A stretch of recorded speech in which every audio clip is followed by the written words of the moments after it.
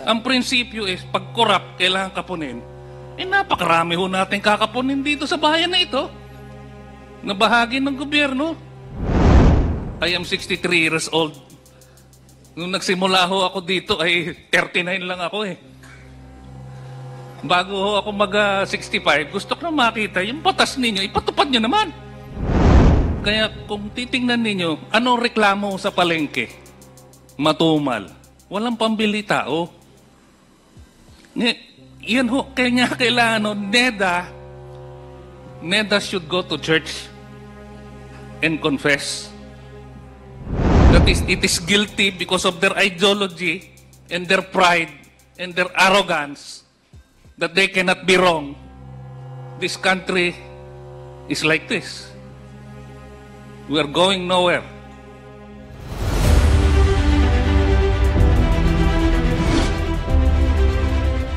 Please proceed, Attorney Bong. Maraming salamat po, Mr. Chair. Siguro, if we can focus on why this recent exercise by Congressman Emano with BAI, doon yung makikita yung ugat ng problema. Kasi hindi ho pinatupad yung provision ng ACMA, yung sections 38 to 45, on having a national information network for agriculture. Kaya hirap na hirap po si Director Sibilya. Kasi una-una bago siya. Ibang larangan niya. Mahirap po kasing mahirap po maghagilap ng data ng ganun-ganun lang. Kahit po kami sa industry, nagdedebate kami ano ang consumption. Yung hinihingi ni Sir kanina, ano ba talaga ang demand? The way we do it is, meron kami low end, merong point, merong high. What we're thinking is 15 kilos per capita. You multiply it with 115 population, that is the way to do it. Given na wala naman hong data from government na paninindigan. Kasi nga wala ho yung network eh. And you can relate all of this sa smuggling, sa issues of production, sa issues of lack of trade remedies, issues of, in short, there is no confidence in the, kanya ho walang, except probably for the broiler industry or the poultry industry. Kasi medyo unique ho yung industry na eh. For the whole of agriculture, may problema sa investments. Kasi nga ho, kung ikaw mamumuhunan, alam mo yung numero eh. Kahit ho dito sa industriya namin, marami hong mga PhD ang umalis sa industriya na ito na luhaan kasi ang tinitingnan lang nila retail prices. Pag tinignan niyo yung retail prices, akala mo napakagandang negosyo kasi mataas eh, madalas mataas. Hindi masyadong gumagalaw. Ang guilty rin na ho ang NEDA niyan. Ang NEDA ho, ang tinitingnan rin, retail prices sa mahabang panahon. Hindi ho kinakabit sa farm gate prices. Pag tinignan ho niyo yung data namin, and we are more than willing to submit, may mga pagkakataon ho, ang gap ng retail sa farm gate, 100%. 100%. Kanya ho, ang ugat ho talaga, yung pinagdaanan ni Congressman Emano kanina sa BAI. Walang data eh. Manlaki na naaksa yung oras natin dahil walang data. Walang data system.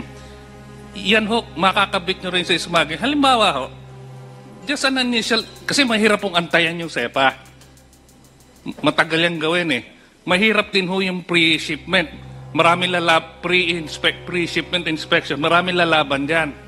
Pero as an initial effort to achieve confidence in the trade system, matagal na rin hong hinihingi ng sektor, hindi lang ho kami, na bakit hindi kayang gawin ng gobyerno. Alamin yung export data ng bawat bansa na pinanggagalingan ng imports, ibangga mo do sa record ng customs, at least you can isolate saan ba ang problema.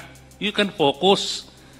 Hanggat hindi ho ginagawa yung something as simple as that, ibig sabihin ho hindi seryoso tungkol sa smuggling. That is a sign of seriousness.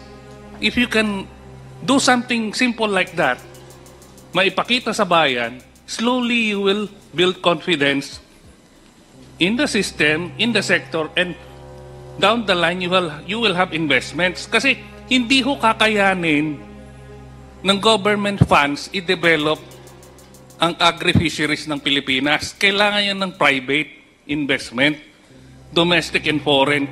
But kung doon sa data pa lang, hindi tayo kagalang-galang, paano tayo maghihikayat ng investments?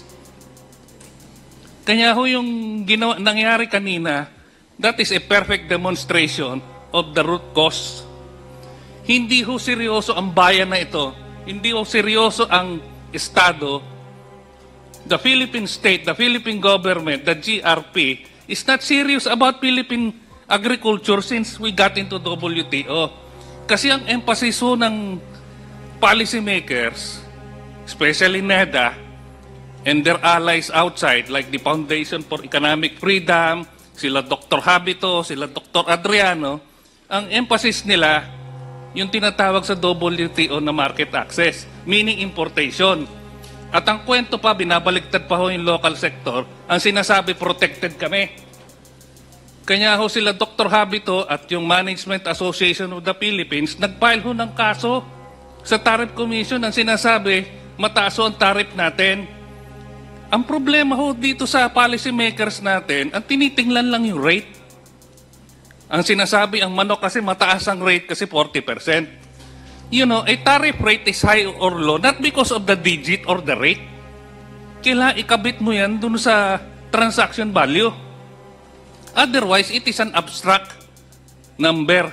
In order to have for it to have a basis in reality, ikakabit mo doon sa transaction value. Pag tiningnan ninyo yung transaction value, nilagyan nyo ng taripa, mababa ho, pumapasok eh.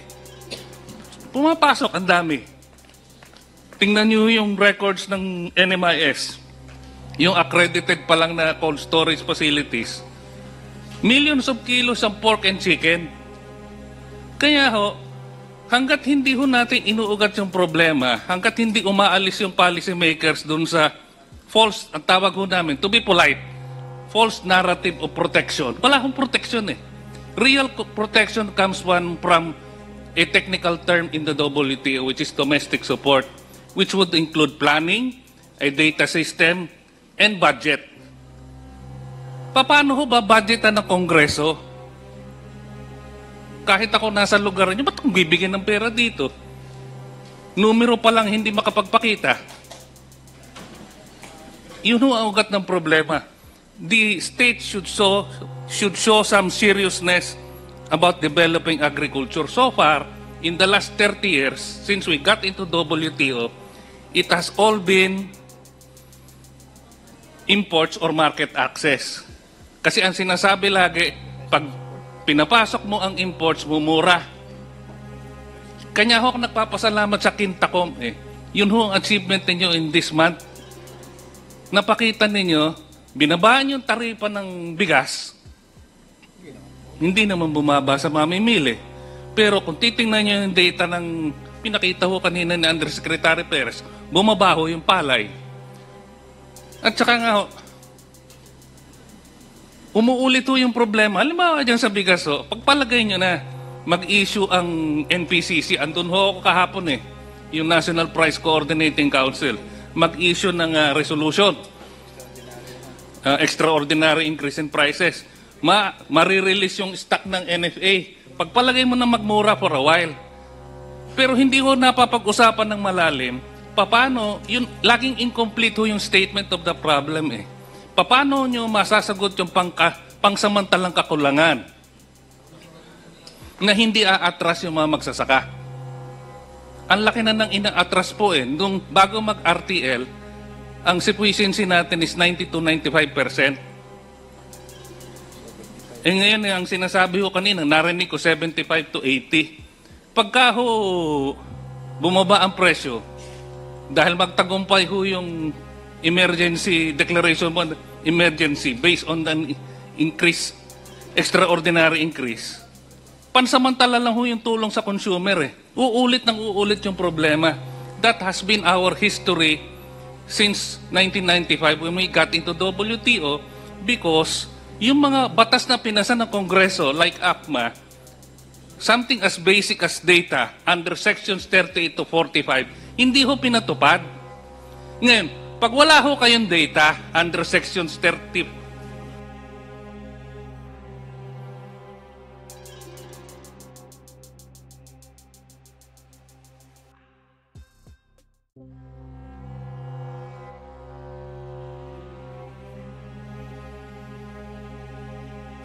to 38 to 45, paano kayo magpa-planning based on consultations under Section 13 of that law? How can you give credit? How can you give marketing support? Kaya the first step ho, sana ho sundan ng Quintacom ho yung effort. Kasi napakita nyo na yung a large portion of the problem. Kailangan i-oversight nyo ho. Ang dami nyo ng batas eh. You have so many laws implementing the system under the WTO. Pero hindi ho pinatutupad ng Estado, ng Executive. Ang binibigyan lagi ng Executive, led by NEDA, and the latest example is Executive Order number 62, without consultation, pinababa kay Presidente yung taripa. Nandisgrasya eh. Nandisgrasya. And we are going into a dangerous period. Kasi nagpasukan yung napakaraming bigas galing Vietnam, Thailand, India. Hindi maliwanag yung tulong sa magsasaka. Tapos nga, we are trying to solve the problem by interdiction, by saying na yung retailers umaabuso, importers umaabuso. Itinanggal natin yung pantabla, yung NFA. Ngayon, ang criticism naman ho sa NFA before RTL, corrupt. Sana ho, hinabol yung corrupt, hindi tinanggalan, hindi kinapon. Yung expression po ni Mr. Chair Salceda. Kasi ho, kung ang prinsipyo is pag corrupt, kailangan kapunin, napakarami ho natin kakapunin dito sa bayan na ito na bahagi ng gobyerno. Kasi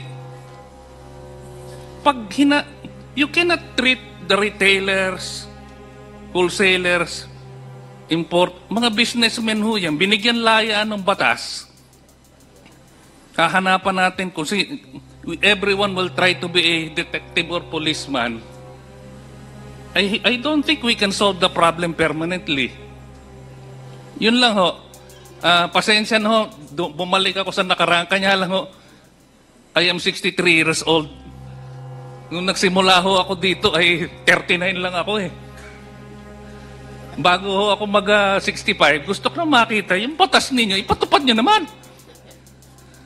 Yun lang ho. Otherwise ho, we will be a country dependent on OFWs, tourism, and maybe BPOs. Pagka ganun ho, for a country with 115 million people, wala ho tayong, saan ho tayo pupulutin? Hindi naman, kasi ang laging sinasabi ho ng mga ekonomista, look at Singapore. Yan sila Adriano. Ang sinasabi, look at Singapore. Singapore is 90% dependent on food imports and yet it is food secure. How can you compare the people of our population with that of Singapore?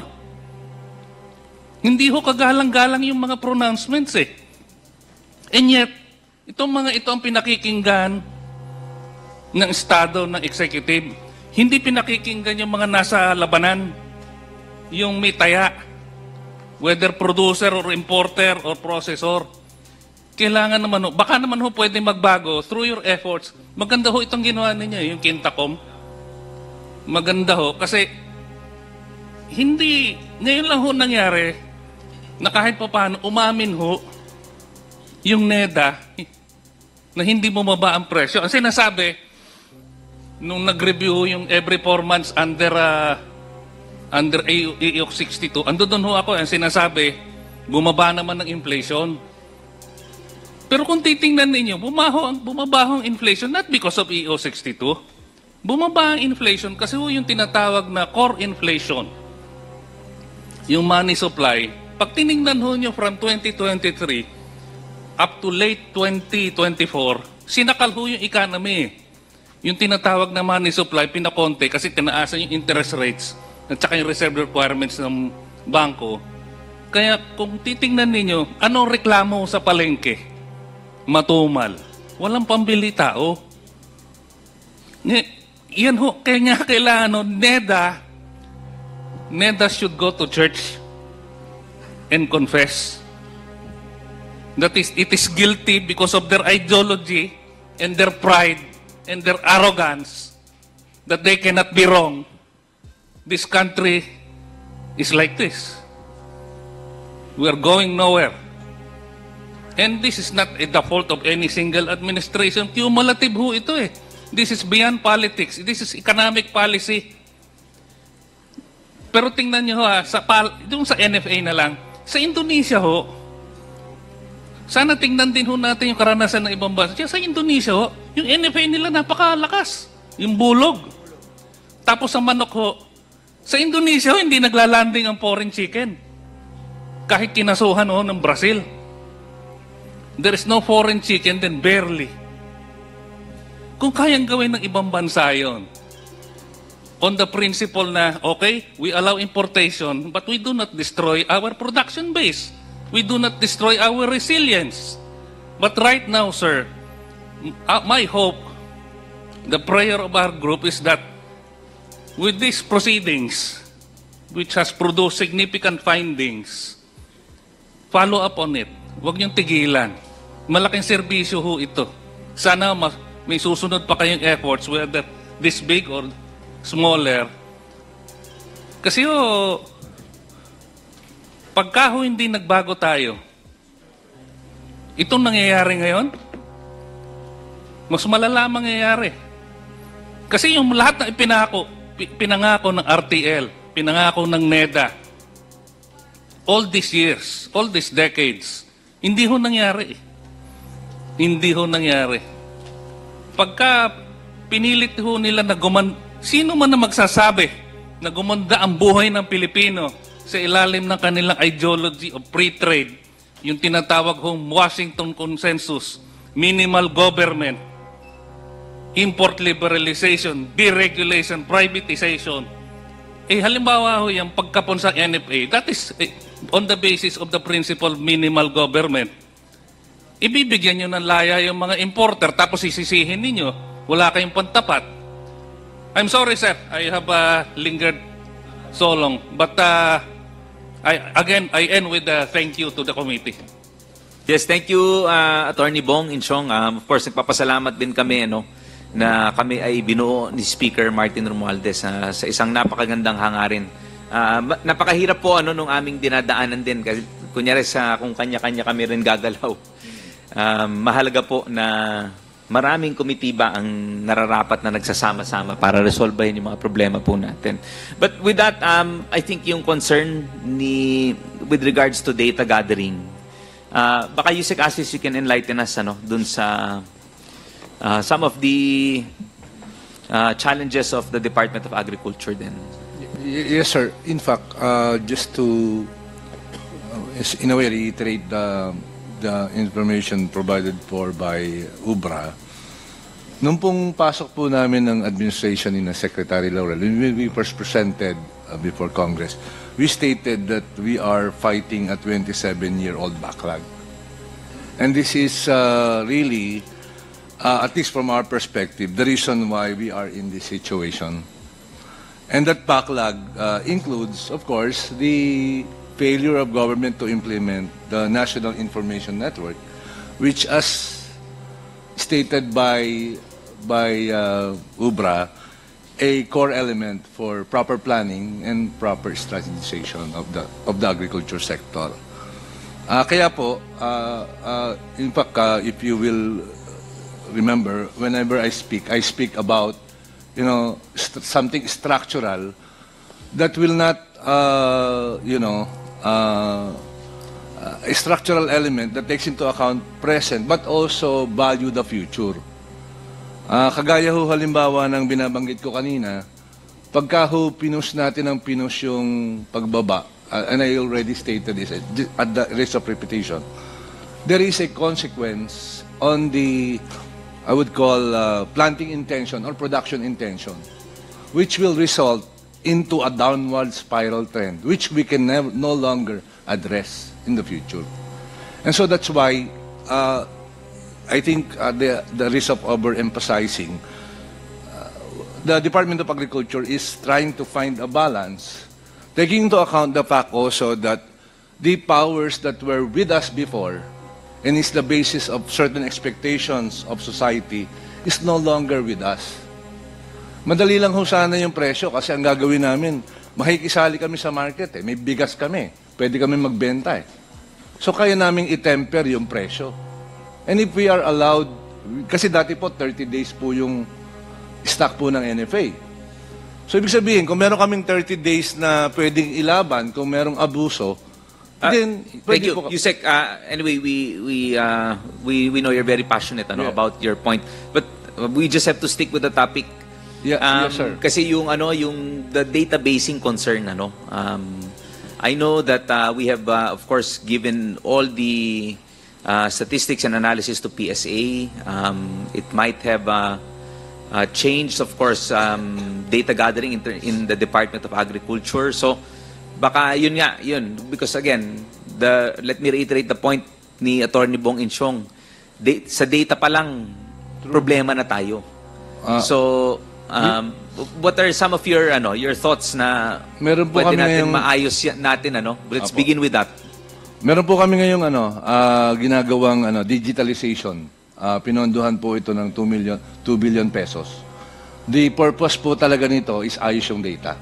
And it will be we mentioned already, sir, meron kaming 87 independent data information platforms which we need to integrate. Kaya ho kailangan talaga pasukin po yung National Information Network. Yes, and this will be shared to everyone. Yes, sir. Diba? That's the intention po under the National Information Network. Sige. Anyway, we will Mr. Just a very short follow-up. 2 billion pesos in how many months, years can we expect output by 2025, Mr. Chair? Of the digitization yes, kailan, program? when do we The 2 billion seem to pesos. realize the full effect of the program? Nasa na po kami ngayon, nasa bidding na po kami noon. And so we expect that by the end of, kasi yung pong pagbubuo po nung both the platform and the systems po yung ginagawa. Yeah, we understand, Mr. Chair. They're in the bidding process. Tapos may encoding pa at saka verification ng data. So, kailan? The question is kailan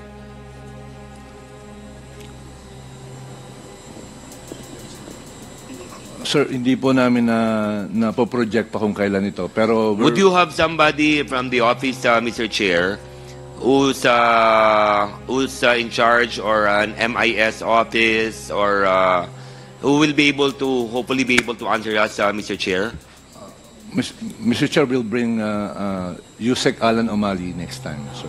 Okay, so move, Mr. Chair, that we invite Yusek Alan Omali during the next meeting, and to answer us, Mr. Chair, if when will they be able to make the 2 billion digitization work, Mr. Chair? Sige, yes. And running. So there's a motion by the Honorable Bambi Mano, duly seconded. Any objections? There being none, motion is approved. With that, I hope, Yusek Asis, pwede bang katulong din natin yung sectors, for them to see and understand your digitalization system, di ba? Para naman to at least maka-comment man lang. Pagbigyan naman natin na marinig din yung hinahanap nila, like sila Attorney Bong Insyong from UBRA. Yes. Okay, Yusek.